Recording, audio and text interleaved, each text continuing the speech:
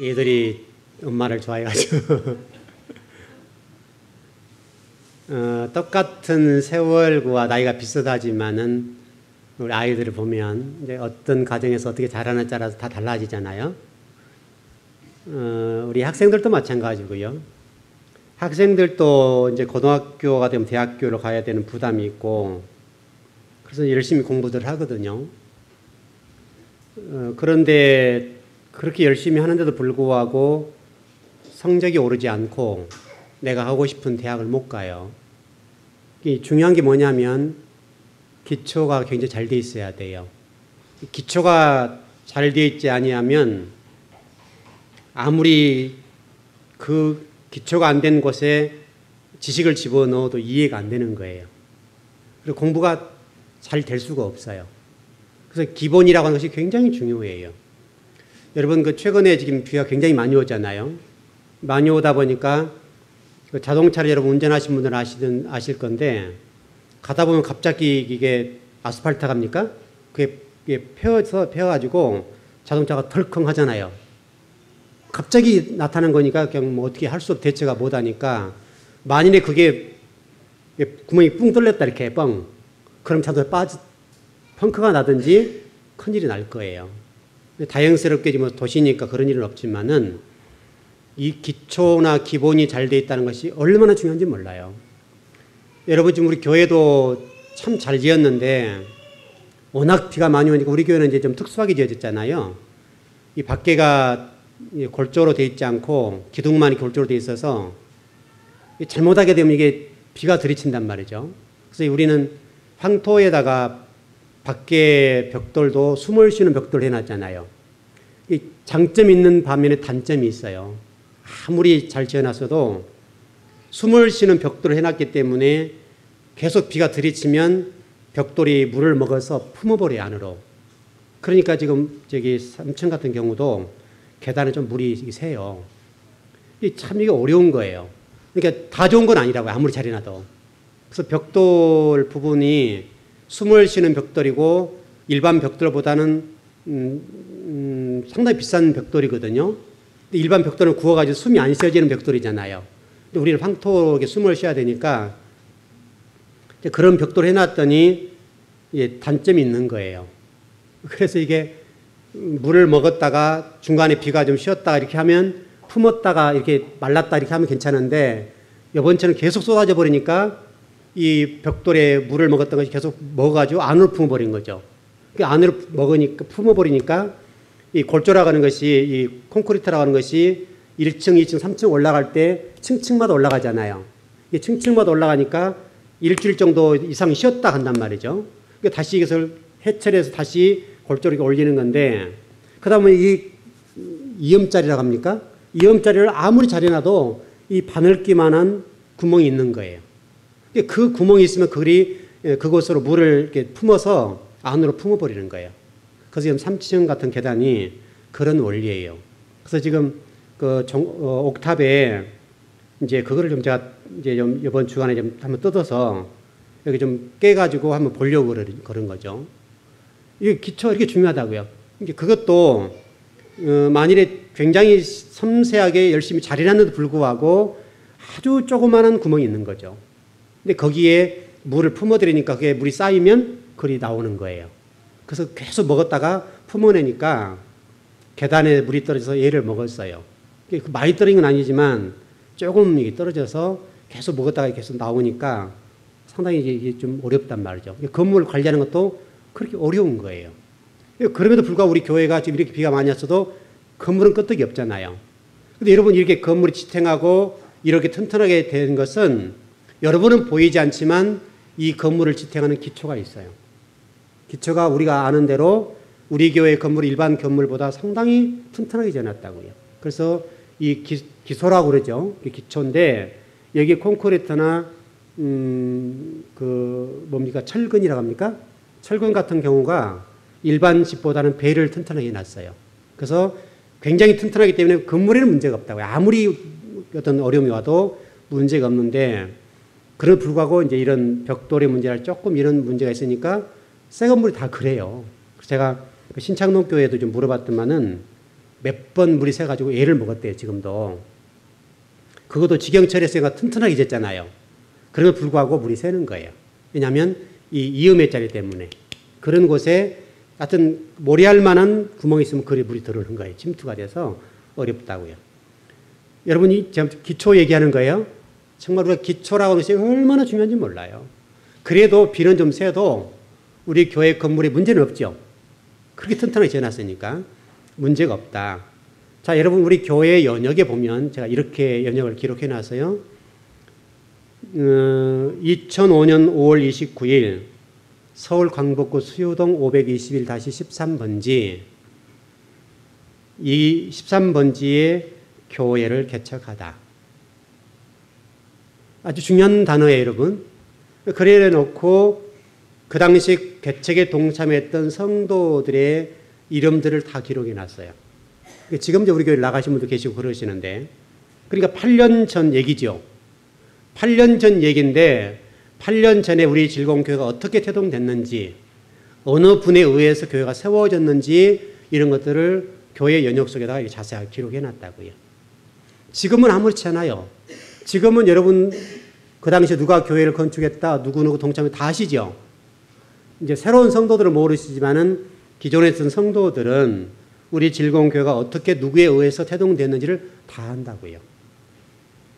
그런데 만일 이것이 이제 10년, 20년, 30년이 지나게 되면 우리 교회가 어떻게 세워졌는지, 누구에 의해서 세워졌는지 모른다고요. 그럼 그때 가서 이 질공교회가 어떻게 된 거야? 이런 얘기가 이제 나오는 것이죠. 이런 것들을 미연에 방지하기 위해서 우리 교회는 교회 연역에 관해서 구체적으로 자세하게 계속 지금 적어가고 있어요. 예를 들어서 우리 교회에 임직자들 계시죠. 임직자들 계시는데, 그래서 뭐 장로님들은 언제 임직하셨다. 또 권사님들은 언제 임직하셨다. 또 안수입사는 언제 임직하셨다. 누구다. 이런 것을 연도별로 계속 매년마다 매월마다 기록해 가고 있어요. 그리고 교회 마찬가지. 모든 중요한 내용들은 다 기록해 간다고요. 그보다 더 중요한 것은 우리 교회 같은 경우는 제가 매 주마다 주보를 다 모아요. 그래서 제가 지금 그동안 목회했던 모든 주보는 다 모아놨어요. 한 17년, 18년 정도의 주보를 파일에 집어넣어서 다 매 주마다 월별로 계속 쭉 연도를 해서 한 묶음으로 계속 모아가고 있다고요. 왜 이게 중요한가 하면, 앞으로 우리 교회가 50년 살 편찬할 수 있지요. 우리 교회가 지금 이 정도에 세고 가는데, 앞으로 가면서 우리 교회가 1000명, 10,000명도 될 수 있겠죠. 뭐 바라는 것은 아니지만, 될 수도 있잖아요. 어쨌든, 그렇게 되었을 때 우리 교회가 우리 교회 역사에 대해서 좀 한국 교회에 얘기하고 싶은 게 있단 말이죠. 그 일들 대비하기 위해서 매 주마다 주보를 모아가고 있고, 연역들을 계속해서 모아가는 거예요. 또 그 다음에 이런 일들을 쭉 해서 우리 교회 역사를 쭉 좀 기록하고 있어요. 그 다음 우리 교회의 개척부터 시작해서 모든 건물이 지어지는 과정의 모든 것들을 전부 다 카메라로 다 담아놔서 전부 다 파일을 처리해가지고 다 담아놨다고요. 이게 얼마나 중요한지 몰라요. 이런 것들을 해놓지 않으면 나중에 우리 교회가 어떤 교회인지, 무엇을 지향하는 교회인지 모른다고요. 그래서 그런 것들을 다 적어 놓는 것이죠. 또 그다음 우리 교회가 정관이라고 그러죠. 정관에도 우리 교회가 어떻게 지향해 갈 것인가, 이런 내용들을 자세하게 구체적으로 기록해 놔서 그걸 이렇게 다 정리를 해 놨어요. 그래서 그걸 이제 보완하고 이렇게 가는 건데, 완벽할 수는 없겠죠. 완벽할 수는 없겠지만 이런 일들을 전부 보완해 가면서 정관을 잘 만들어 가는 거죠. 여러분 그 정관 내용에 보게 되면 이런 것도 있어요. 일반 교회에서는 좀 쉽지 않은 내용들이지만은 우리 교회가 지금 전번에 그 장로 임직할 때 이런 공동회의에서 이런 결의를 했잖아요. 우리 교회 항존지 직분자들은 7년에 한 번씩 신임을 묻는다. 굉장히 어려운 얘기예요. 물론 이번에 최근에 그 소망교회 김지철 그 목사님께서 이런 안을 좀 내놨어요. 한국 교회가 좀 더 건강해지려고 한다면 이 항존지 직분자들을 7년에 한 번씩 신임을 묻고, 그 다음에 그 다음 7년까지, 14년이죠. 14년까지는 항저우 직분자로 가는데 우리 이제 장로님들 얘기하는 거예요. 그 다음에는 직은 가지고 있지만은 직은 내려놔라. 그래서 후배 장로님들이 더 일할 수 있는 공간을 만들어 주어라. 이런 안을 제시를 했어요. 이게 지금 총회에서 어떻게 통과가 될지 모르지만은 그렇게 지금 해서 한국교회가 건강성을 지금 찾아가고 있는 과정 속에 있는 거예요. 한국교회가. 지금 이런 주의 종들이 한국교회가 도대체 뭐가 문제냐. 그래서 지금 많은 좀 의식 있는 주의 종들이 한국교회의 새로움을 위해서 애를 쓰고 있단 말이죠. 그래서 지금 앞으로 그게 어떻게 바뀔지 모르지만 이렇게 하는 거예요. 이게 우리 교회 본다면 우리 총회가 우리 통합 측의 교회가 어떻게 갈 것인가를 설명하는 거잖아요. 그런 것들 모두 다 총회의 기록이 남아있단 말이죠. 누가 발의해서 어떤 결과를 낳았다. 이렇게 발의가 되어서 가지만은 채택이 안 될 수도 있겠죠. 그래도 이제 우리 후배 목사들이 그 내용들을 또 발전시켜서 이게 한국 교회와 우리 통합이 더 건강해서 이렇게 가야 됩니다. 이런 결의를 하게 될 거란 말이죠. 이게 우리 통합이 건강한 교회, 통합이 갈라지지 않고 지금까지 이렇게 건강에 서 있게 되는 아주 중요한 이유예요. 그래서 우리 교회도 마찬가지. 또 우리 교회 정관에도 이런 내용을 기록해 놨어요. 저도 이제 교회를 개척하고 참 피눈물 나 교회를 세우고 또 우리 성도를 동참하셨는데 어떻든 지금 과정으로 보게 되면 제가 원로 목사가 되겠죠. 원로 목사가 될 가능성이 많은데 대개 한국 교회가 원로 목사와 후임 담임 목사 사이에 문제가 있어요. 그래서 저 개인의 문제이기 때문에 제가 정리를 해야 되겠다 싶었어요. 그래서 우리 교회는 원로 목사를 인정한다. 그러나 원로 목사가 되면 원로 목사가 되는 순간에 그 지교회를 떠나는 것을 원칙으로 한다. 제가 떠나야 된다는 거죠. 그리고 장로님들에 관해서는 본인들이 결정해라. 이건 제 문제가 아니니까. 장로님들도 그 후배 장로님들이나 또 새로 부임한 목사님을 위해서 이제 은퇴가 되면 교회를 떠나는 것이 좋겠다. 그것은 우리 장로님들이 할 일입니다. 그건 제 문제가 아니잖아요. 그래서 우리 교회는 앞으로 제가 원로 목사가 되더라도 원로 목사가 된 이후에 주저앉지는 않을 거예요. 저는 떠날 거예요. 그래서 저는 지금 그런 준비를 해요. 그래서 떠날 준비를 하고 있고 그런 준비를 조금씩 해나가고 있어요. 그래서 지금 그런 준비를 하는 과정 속에 지금 있습니다. 왜 이게 중요합니까? 우리 즐거운 교회가 제 교회가 아니잖아요. 제 교회가 아니고 제가 목회하는 동안에 최선을 다해 목회를 하겠고 생명을 걸고 할 거예요. 누구보다 이 교회를 사랑하는 사람은 저잖아요. 왜냐하면 이것은 목숨을 걸고 이렇게 세워왔으니까. 그것은 여러분이 아는 내용이잖아요. 그렇지만은 하나님 나라와 주님의 나라를 위해서는 제가 원로 목사가 되게 되면 교회를 떠나준 것이 좋겠다 생각한 거예요. 제가 눌러앉게 되면 세력이 두 파로 나눠지잖아요. 그래서 떠나야 되겠다. 그래서 제 문제니까 우리 교회 정관에 그것을 집어넣는 거죠. 그렇게 해야 우리 교회가 건강한 거예요. 그럼 후임 목사님이 누가 되든지 간에 그 이후에 목회하는 동안에 자유롭게 목회할 수 있잖아요. 그러면 우리 교회가 건강해 갈 거란 말이죠. 여러분 이런 기본적인 것을 잘 잡아놓으면 우리 즐거운 교회가 좀 더디 가고 좀 여러 가지 힘든 부분이 있겠지만은 멀리 보게 되면 즐거운 교회가 건강한 교회가 될 수 있는 거예요.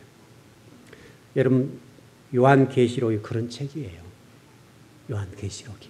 제가 지금 우리 교회 얘기를 하는 것도 아니고 통합적 얘기를 하는 것도 아니고 요한계시록을 설명하기 위해서 지금 제가 여러분 그런 얘기를 하는 거예요. 여러분 요한계시록은요. 해석하는 것이 굉장히 어려워요. 왜 어려운가 하면 요한계시록이 누구에 의해서 기록됐고 언제 기록됐고 누구에게 어떤 메시지를 전했는지 잘 몰라요. 어렵다고.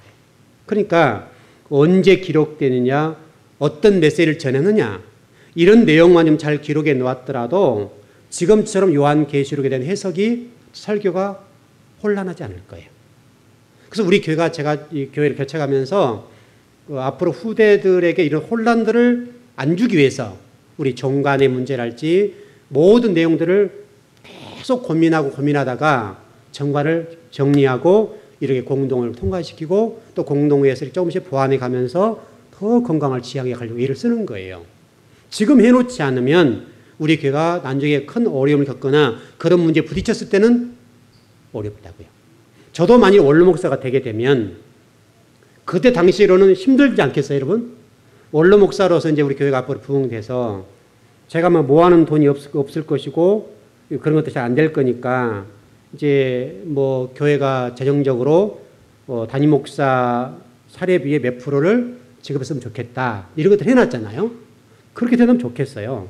근데 그렇게 되어서 저도 노후가 정말 열심히 하나님 나라를 위해서 일을 쓰고 수고했지만은 그런 문제 때문에 어렵지 않고 그러면서도 많은 후학들을 가르치고 또 많은 성경을 배우고 싶어하는 사람들을 세미나 형식으로 제가 거치하는 곳에 이렇게 모셔서 성경 가르치면 너무 좋겠잖아요. 제가 지금 그 일 하려고 준비하는 거니까 어떻든 제가 지금 땅만 준비되면 그 일을 위해서 하나씩 만들어 갈 거예요. 힘 있을 때. 제가 좀이라도 건강할 때 그 일을 좀 해야 될 것 같고 그래서 성경을 가르치기 위해서 그런 어떤 토지를 만들고 그런 일을 위해서 건물을 좀 세워서 좀 후대를 위해서 성경을 가르쳐 목회자나 또 신학생들이나 성경을 알고 싶은 분들을 모셔서 정말 성경을 가르쳐주는 그것을 만들고 싶다고요. 저는 지금 이제 제가 그렇게 하다가 죽고 싶은 거죠. 그 일을 지금 계속 할 거예요. 이 요한계시록 같은 경우도 마찬가지예요. 이 요한계시록이 만일에 이런 목적성과 기초적인 부분들을 잘 정리해 놓았다 한다면 저와 같이 성경을 연구한 사람들이 시간을 낭비하지 않잖아요. 또 많은 주의 종들이 요한계시록을 덮어버리지 않고 또 한국교회 많은 주의 종과 신학자들이 다양한 노선이 있지 않고 하나로 정리가 되어서 요한계시록을 해석해 나갈 때 전혀 엉뚱한 해석을 하지 않게 될 거란 말이죠. 그런데 지금은 요한계시록 해석하는 데 있어서 신학자마다 교단마다 목회자마다 성경 해석이 다 달라요. 그래서 지금 여러분 지금 이게 서론적인 공부를 하는 거잖아요. 이 서론적인 공부지만 이 서론 공부가 저도 힘들어요. 그냥 1장부터 그냥 막 해석해 나가면 훨씬 편하고 좋아요. 메시지도 힘도 있고. 근데 이 서론 공부는 제가 힘들어요. 여러분은 어쩔지 모르지만 그러나 여러분 이 서론 공부를 잘 해놓지 않으면 그 위에다 다른 것들을 얹을 수가 없는 거예요. 그래서 우리 교회가 기초가 튼튼하잖아요. 기초가 튼튼하니까 우리 교회는 건물을 또 한 층 올릴 수가 있어요. 그걸 계산하고 밑에 기초를 튼튼하게 해놓은 거예요. 앞으로 그때 당시에는 교회 건축할 때 재정적으로 어려웠기 때문에 층을 많이 못 올린 거죠. 그렇지만 우리가 앞으로 교회가 좀 부흥되고 여러 가지 측면에서 공간이 필요하니까 그 공간적인 것을 위해서라도 층을 하나 올려야 되겠다. 그래서 기초를 층으로 올릴 수 있도록 튼튼하게 해놓은 거죠. 지금 여러분이 공부하는 이 서론이 그 문제예요. 우리 이런 기초를 튼튼하게 놓으면 그 위에다가 말씀을 얹어 놓아도 흔들리지 않는 거예요. 튼튼하게 되는 거예요. 그래서 여러분 지금 요한계시록 공부할 때 조금 힘들 수 있어요. 조금 지루할 수도 있다고요. 그러나 여러분이 반드시 알아야 돼요. 이걸 알지 않으면 주의 종들도 해석을 못해요. 바로 주의 종들과 신학자와 교단마다 해석이 다른 이유는 이런 서론적인 부분이 기초가 다르기 때문에 그래요. 도대체 이 요한계시록이 어떤 성경인지 어떤 내용을 담고 있는지 언제 기록됐는지 누구에게 선포한 말씀인지 어떤 내용을 말씀하신지 어떤 메시지인지를 정확히 모르기 때문에 해석이 다 다르다고요.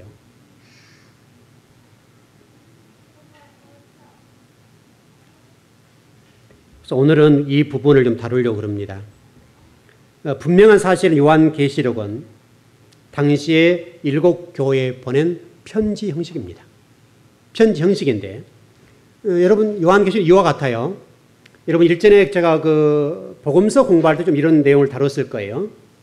마태, 마가, 누가, 요한 복음서가 있는데 이 복음서는 그 당시 마태 공동체, 마가 공동체, 누가 공동체, 요한 공동체가 있었다. 그런데 이 공동체들마다 어떤 문제가 있었던 거예요. 여러분 사람이 모인 곳에 문제가 있어요, 없어요? 문제가 있죠. 문제가 있으니까 그 문제를 어떻게 풀 것이냐에 관해서 마태 공동체는 마태복음을, 마가 공동체는 마가복음으로, 누가 공동체는 누가복음으로, 요한 공동체는 요한복음으로 문제를 푸는 것에 관해서 답을 줬다. 메시지를 줬다고요. 요한계시록도 똑같아요. 당시 초대교회 7교회, 물론 전체 교회를 말하겠지만은 7교회 안에 보니까 이러저런 문제가 있더라 이거예요. 당시에도 특별히 로마에 핍박을 당하고 있었던 때니까 그 핍박 당할 때 어떻게 해야 너희들이 살 수 있는지에 관해서 거기에 관한 메시지를 사도 요한을 통해서 말씀하셨다 이거예요. 그 내용을 담고 있는데 문제는 이것을 기록했던 사도 요한이 기록하면서 다 기록할 수 없었다 이 말이죠. 그때 당시 성도들은 사도 요한을 통해 말씀하신 말씀과 메시지를 이해했겠어요? 못했겠어요? 이해했겠죠. 그때 당시 성도 요한계시록을 읽으면 그냥 다 이해되고 해석이 되고 문제를 풀었단 말이에요. 지금으로도 2000년 전 얘기지만 2000년 전에 이 요한 공동체라고 할까요? 그냥 일곱 교회 이런 성도들은 요한이 말씀을 딱 전해주면 그들은 물론 그림 언어를 이게 글을 표현해서 말씀한 건데 그걸 들려주는 순간에 다 이해했다고요. 다 해석하고 그 메시지를 받고 소망을 얻고 희망을 얻고 위로를 받았다고요. 근데 이것이 그때는 문제가 안 됐는데 그때 당시 성도들은 어떤 생각을 가지고 있었는가 하면 예수님이 곧 오신다.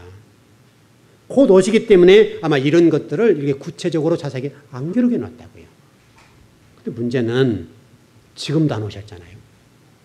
예수님 지금도 안 오시니까 문제 발생한 거예요. 예수님 좀 빨리 오셔버렸으면 우리가 요한계시록이 어떤 분이 이렇게 어떤 분이 이렇게 교단마다 신학자마다 목회자마다 해석이 다 다르다고요. 이런 불편함이 없었단 말이죠. 그런데 예수님이 속히 오리라 말씀하신 내용들을 문자적으로 이해했기 때문에 이렇게 자세하게 구체적으로 어떤 메시지인지 언제 기록됐는지 무슨 내용으로 기록됐는지 이 내용 어떤 내용인지 관해서 구체적으로 설명 안 해놨기 때문에 그걸 모르는 거예요. 그러다 보니까 문제가 발생하는 거예요. 그래서 2단도 많이 생기고 3단도 생기고 이것 때문에 수많은 사람을 피폐해주고 인생이 망쳐지게 되고 얼마나 고난을 당한지 몰라요. 이 요한계시록은 해석하는 데 있어서 상당히 어려움을 겪고요. 굉장히 힘든 내용들인데 일단 좀 정리를 해보십시다. 일단 하나 정리하자면 그때 당시 하나님께서는 그 요한 공동체나 일곱 교회의 내용들에 관해서 그때 가장 필요한 메시지를 전했겠죠. 여러분 그러지 않겠습니까?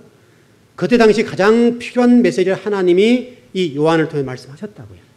그 말씀을 듣는 순간에 성도들이 위로를 받고 소망을 가지고 희망을 가지면서 하나님께 감사하고 어떤 고난과 죽임을 당하고 핍박을 당하고 때로는 불에 태움을 당하기도 하고 또 목을 베임을 당하기도 하고 그 고통이 있음에도 불구하고 극복했다고요. 이런 내용입니다. 요한계시록 해석하는 데서 어려운 문제는 이런 여러 가지 어려움이 있는데 일단 해석상에 이 요한계시록을 과거주의적 해석이라고 그래요. 좀 이제 신학적인 용어에 좀 여러분 그냥 들으시면 됩니다. 과거주의적 해석. 어떤 경우는 미래주의적 해석. 어떤 경우는 상징주의적인 해석. 어떤 경우는 문자 중심적인 해석. 또는 어떤 경우는 묵시문학적인. 어떤 경우는 종합적으로. 해석을 나눠보면 또 그래서 미래적이라는 이 관점에서 보면 미래주의 안에도 몇 가지가 나눠지는 거예요. 전천년설, 후천년설. 이런 미래주의에서 다 나눠지는 거예요. 지금 세대주의 나오죠? 세대주의가 나오는데 이 세대주의는 미래주의에서 나왔어요. 이 미래주의 안에도 내용이 다 다른 거예요. 주장이 다른 거예요. 그러니까 어떤 분은 전천년설, 어떤 분은 후천년설 다 내용이 다르기 때문에 어느 장단에 맞춰야 될지 모른다 이 말이죠. 그래서 요한계시록을 해석하는데 그렇게 어려운 거예요. 그래서 많은 학자들마다 어디에서 누구에게 어떤 교단을 공부했느냐에 따라서 요한계시록을 해석하는 것이 다 달라요. 그래서 조금씩 여러분 설명을 좀 들어보겠습니다. 일단 하나 여러분 정리하실 것은 과거주의나 미래주의나 문자주의나 그 다음에 역사주의나 또는 상징주의나 전천년설이나 후천년설이나 다양한 해석들이 존재하지만은 이 해석들에 관해서 다 나름대로 장점이 있다는 거예요. 다 나름대로 거기에 보면 장점이 있어요. 근데 또 하나 깊이 보면 다 단점이 있다고요. 어떤 해석에도 완벽하지 않다는 거예요. 그럼 그게 문제잖아요. 예를 들어서 과거주의를 해석하게 했을 때 과거주의가 완벽하다고 한다면 다른 거 버리면 되잖아요. 근데 과거주의를 해석하게 되면 어떤 부분에 있어서는 약점이 생겨요. 그러니까 어렵단 말이죠. 조금만 이런 설명을 드릴게요. 과거주의 해석은 이렇게 합니다. 사도 요한이 살았던 1세기를 기점으로 해서 1세기에 하나님이 말씀하신 말씀이다. 이게 과거주의 해석의 핵심이에요. 그런데 그럼에도 불구하고 이 과거주의 해석 가운데 어떤 학자는 그 예언의 말씀이 4세기 초에 말씀하신 말씀이다. 1세기로 보는 경우가 있고 4세기로 보는 경우가 있어서 1세기에서 4세기로 본단 말이죠. 그러니까 여러분 요한계시록의 내용이 연도별로 본다면 몇십 년이 왔다 갔다 해요. 여러분 그 구약성경을 해석하는 데 있어서 서신서, 예언서 같은 데 보면 몇백 년이 왔다 갔다 하죠. 어떤 학자에 따라서는 뭐 600년을 보기도 하는데 어떤 학자에 따라서는 900년을 본다고요. 똑같은 본문인데 똑같은 내용에도 불구하고 어떤 신학자가 보느냐에 따라서 300년, 400년, 500년 왔다 갔다 막 하는 거예요. 해석이 완전히 달라지는 거예요. 마찬가지예요. 과거주의도 과거주의 안에서도 몇백 년이 왔다 갔다 해요. 1세기로 4세기로 해석을 하기 때문에 전혀 해석이 다르다고요. 그 상당히 어려운 거예요. 어려워서 참 쉽지가 않다고요. 쉽지가 않아서 어려운데, 그래서 과거주의의 핵심이 뭐냐면, 여러분 그 로마에 의해서 예루살렘 성전이 불탔어요, 안 탔어요? 불탔지요. 불탄 연도가 몇 년이에요? 로마에 예루살렘 성전이 불탔죠. 몇 년이죠? 70년. 주 70년. 70년에 여러분 예루살렘 성전이 불탔죠. 68년부터서 예루살렘을 당해가지고 불태워버렸잖아요. 그 70년에 예루살렘 성전이 완전히 불을 타서 돌 하나 돌이 남지 않는, 예수 말씀하신 대로 돌 위에 돌 하나 남지 않을 정도로 완벽하게 싹 무너졌어요. 그게 AD 70년이에요. 70년인데 그 70년이란 기간을 중심으로 이전에 일어난 일이다. 이렇게 보는 거죠. 70년부터서 이렇게 내려와서 예, 말씀하신 내용이다. 이렇게 좀 보는 경우가 있어요. 이것을 과거주의 해석이라고 그래요. 또 일리가 좀 있죠? 일리가 있다고요. 그렇다면 문제가 하나, 약점이 있는데, 요한계시록 해석함에 있어서 주 70년 이전으로 계산해서 딱 요한계시록 해석하면 저와 여러분은요? 저와 여러분은 요한계시록 필요 있어요, 없어요? 필요가 없는 거예요. 이게 약점이에요. 그러니까 70년 이전으로, 70년 그 성전이 불타는 그 기점으로 이렇게 이하로 보는 경우는 나름대로 장점이 있어요. 그런데 단점이 뭐냐면 그 이후에 태어난 사람과 본문에 관해서는 어떻게 할 것이냐 이 문제예요. 그래서 요한계시록 4장부터서 22장입니까? 22장까지의 내용과 70년 이후에 태어난 저와 여러분은 어떻게 돼야 되냐. 그럼 요한계시록 우리가 읽을 필요가 없다 이 말이죠. 그래서 요한계시록 우리는 이렇게 찢어버려야 돼요. 필요가 없잖아요. 왜냐하면 70년에 주신 메시지이니까 우리는 들을 필요가 없는 거예요. 이게 약점이에요. 그러나 여러분 요한계시록 여러분 필요해요, 안 필요해요? 필요하죠. 근데 이 부분을 보완해야 된다. 그러니까 여러분 요한계시록을 해석한다는 것이 이렇게 어려운 거예요. 과거의주의적, 미래의주의적, 뭐 세대주의도, 전철연설, 후철연설의 문제도 그렇고, 역사주의도 그렇고, 상징주의도 그렇고, 이런 모든 것들을 종합해서 단점을 보완해가면서 해석해야 되니까 요한계시록이 머리가 아픈 거예요. 힘들어요. 근데 여러분은 좋아요, 안 좋아요? 힘들어요, 안 힘들어요? 여러분 가만히 있다가 제가 준비해서 와서 이렇게 말씀 먹으세요 하면 듣기만 하면 되잖아요.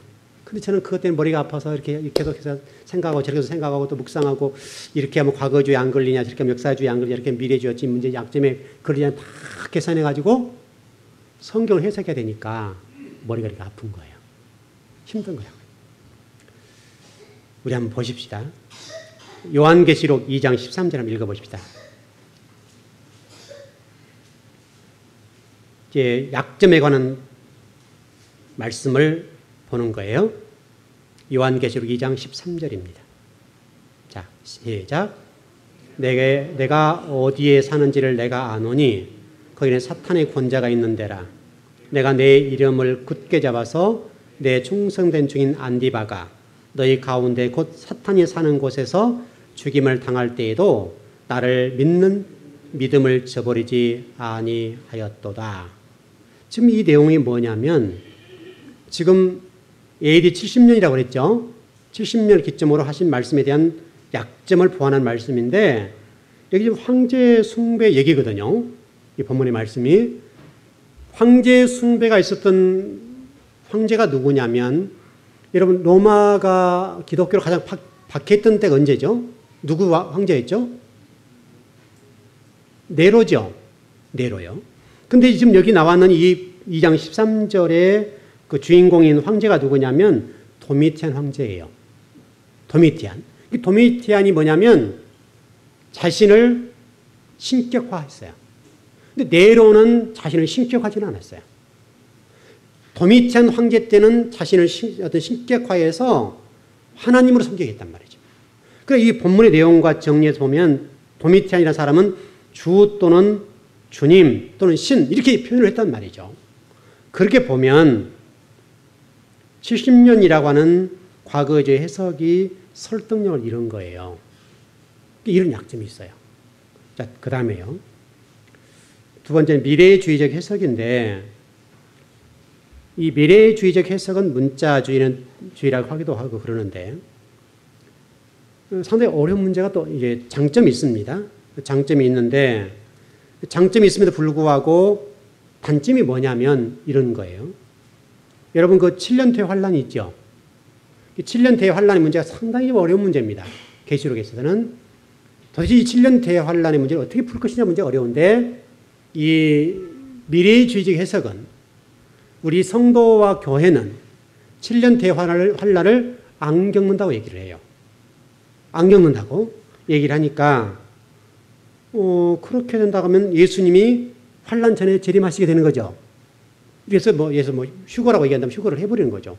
그럼 이 내용이 그 뒤에 얘기하고 필요 있어요, 없어요? 필요가 없단 말이죠. 그러면 성경이 왜 기록됐냐?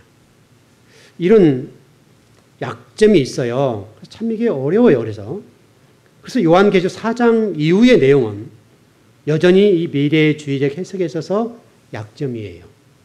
그래서 이 부분을 보완해야 되겠죠. 이 부분을 보완해서 아마 제가 요한계시록을 가르칠 때 이런 얘기를 많이 했을 거예요. 여러분이 성도가 돼야 됩니다. 그 얘기 많이 했죠. 성도가 돼야 되고 믿고 있지만 성도가 되지 않고 의인이 되지 않는 경우는 환란을 통과하게 될 겁니다. 그런 설교를 많이 했었죠. 바로 이런 문제 때문에 그러는 거예요. 그래서 미래주의적 해석을 하게 되면 이런 해석할 필요가 없단 말이죠. 해석할 필요가 없어서 우리는 이미 예수님 딱 재림하는 순간 환란이 오기 전에 재림해버리기 승천이 뭐죠? 휴거. 네, 휴거한다고 합시다 그냥. 저는 별로 휴거를 좋아하는 말은 아닌데 휴거해야 한다 합시다 그냥. 그러면 그 이후에 일어나는 이 환란은 전혀 우리가 관계없는 얘기죠. 그럼 왜 기록했냐? 이런 약점이 있습니다. 한번 볼까요? 요한계시록 6장 12절을 한번 보겠습니다.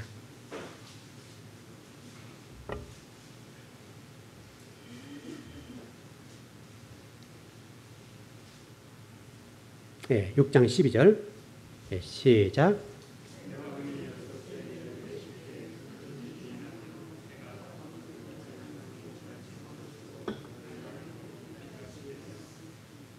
여러분 천재지변이 지금 일어나고 있는 내용에 대해서 설명하고 있죠? 맞죠? 천재지변에 관해서 설명하는데 여섯째인을 뗄 때라고 되어 있죠. 근데 이 내용은요.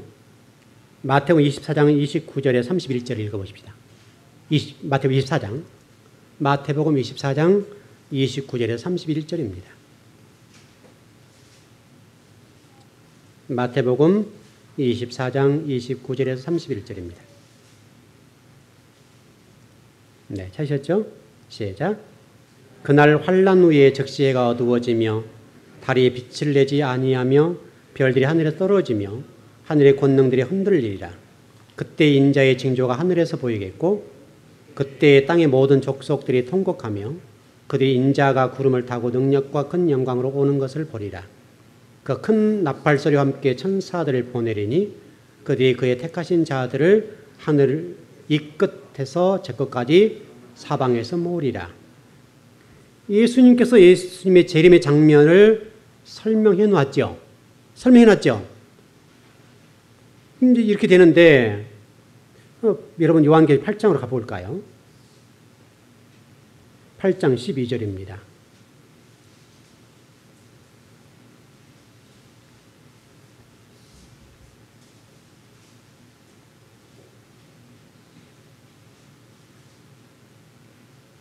예, 8장 12절 시작. 나팔을 부니 해의 3분의 1과 달 3분의 1과 별들의 3분의 1이 타격을 받아 그 3분의 1이 어두워지니 낮 3분의 1은 비추임이 없고 밤도 그러하더라. 여러분 좀 뭘 얘기하려고 아시나요? 성경에 지금 이렇게 앞과 뒤가 뒤죽박죽으로 되어 있다는 것을 설명하는 거예요. 지금 아셨죠? 성경이 6장에서 심판이 있었다면 8장에서 없어야 되죠. 맞죠? 6장에서 어떤 해와 달과 별이 심판을 받았다. 그럼 8장에 가면 해와 달과 별이 심판을 받아야 돼, 안 받아야 돼요? 안 받아야 되죠.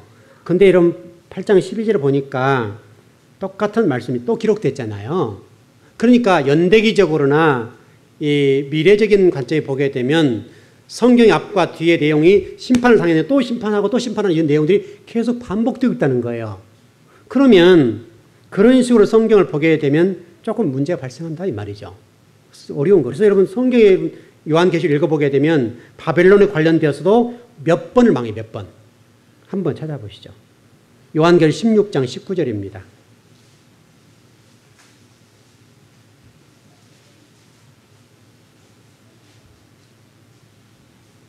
(16장 19절)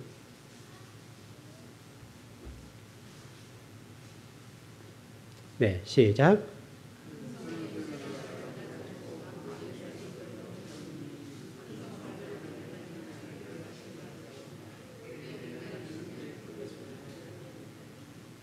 요한계시록 16장 19절에 보니까 바벨론이 하나님 앞에 어떻게 된 거예요? 심판을 당하고 있죠.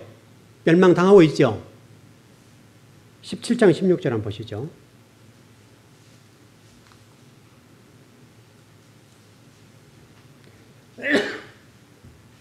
(17장 16절) 자, 시작. 내가 본 바 이 열불과 짐승은 음녀를 미워하여 망하게 하고 벌거벗게 하고 그의 살을 먹고 불로 아주 사르리라. 또 바벨론 얘기하는 거죠. 또 바벨론 멸망해요. 19장 2절을 보시죠.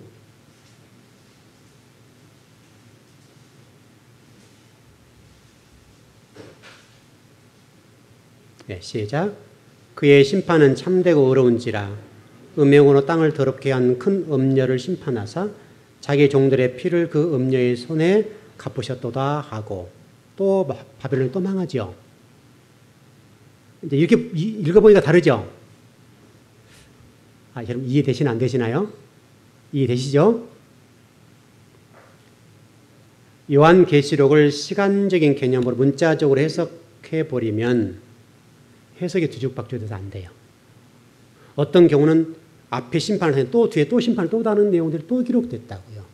그러니까 좀 여러분들이 좀 어려운 내용들이 됩니다만은 하나 정리할 것은 요한계시록은 어떤 한 가지로 성경을 해석할 수가 없다는 거예요.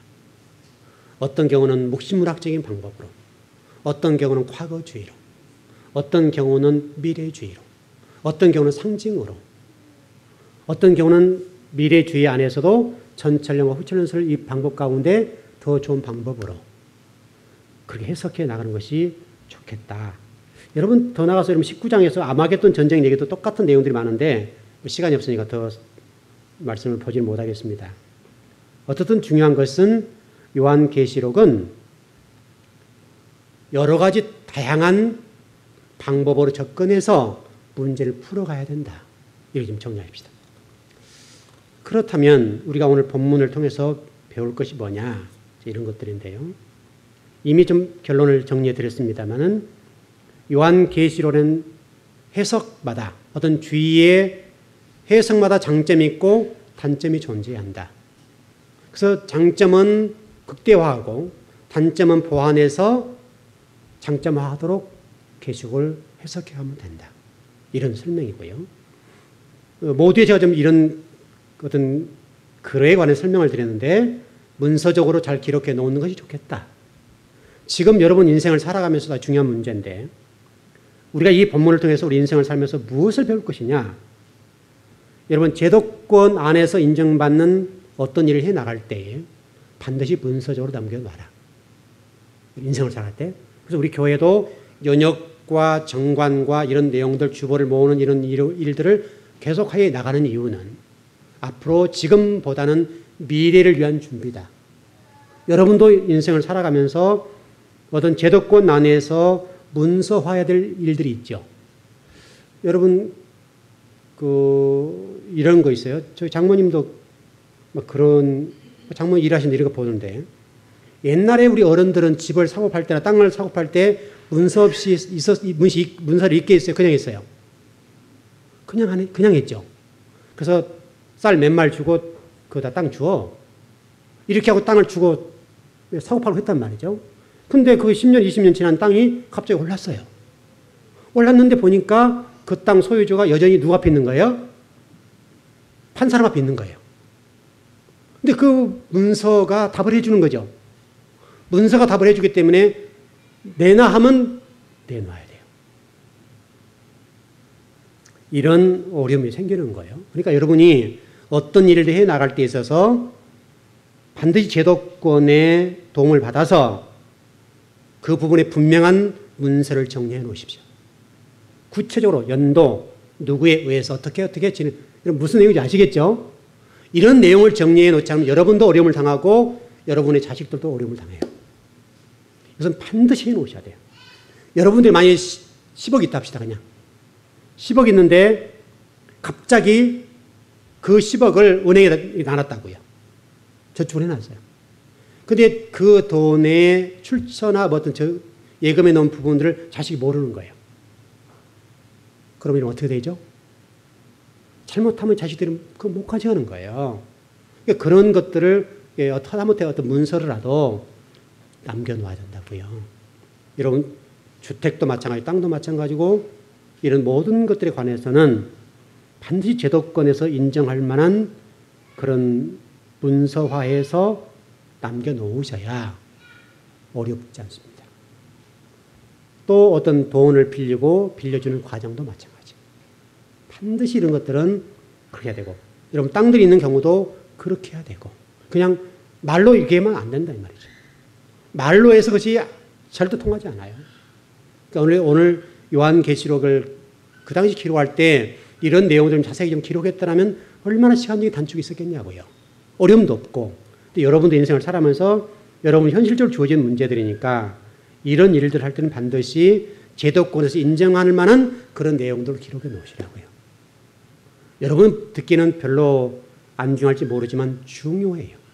제가 목사로 살아가면서 수많은 성도들이 어려움을 당할 때 보면 이런 일을 소홀히 해서 그래요. 내가 그것을 믿었어. 이것이 통용되지 않아요. 말로는 안 되는 거예요.